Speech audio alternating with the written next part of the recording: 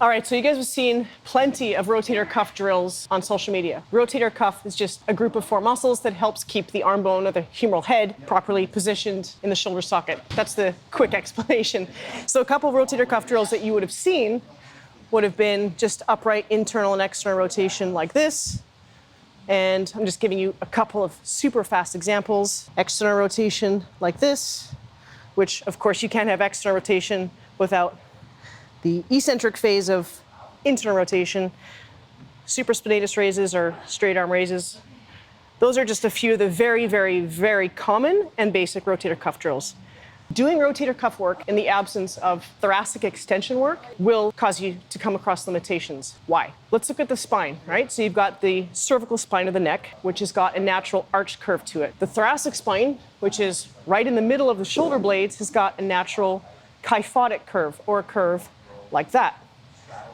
The lumbar spine has a very similar curvature to the cervical spine of the neck in that it's a little bit arched. So we know that life takes place in front, and a lot of folks actually are very front and pressing dominant. What does that do over time to the thoracic spine and thus the shoulder blades and thus the arm? It can drive that already rounded curve a bit more rounded.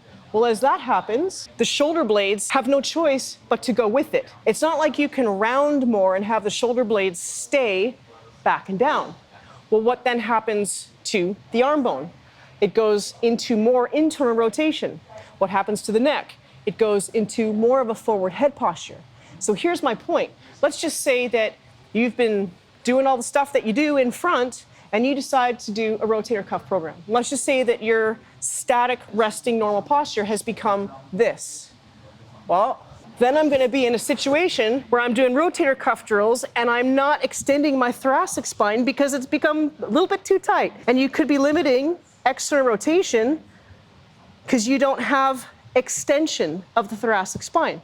So there's a couple of drills I wanted to teach you. And by the way, doing bridge work without addressing your thoracic spine is impossible. So bridge is just, my bridge isn't anything to write home about, but there's my bridge.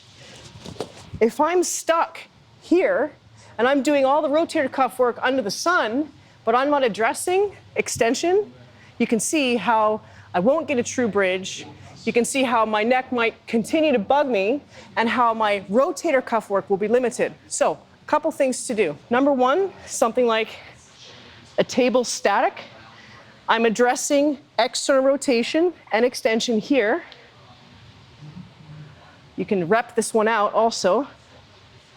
But one of the drills that I've found to be super critical is actually a partner stretch drill. I'll probably show you 2 of them. So, yoga block just helps keep my shoulders in external rotation. So you don't need it, but it's helpful. From there, he's going to address my T-spine directly. So I'm lengthening through my triceps and my lats, and he's actually giving me that push straight down to the ground. And if you're doing this right, you will feel that part of your thoracic spine that's always kind of like and tight start to open up, and you will buy yourself that range in external rotation so you can do bridging, throwing, and all the stuff and actually start to get more and more and more benefit out of your rotator cuff training. I hope that made sense. Thanks.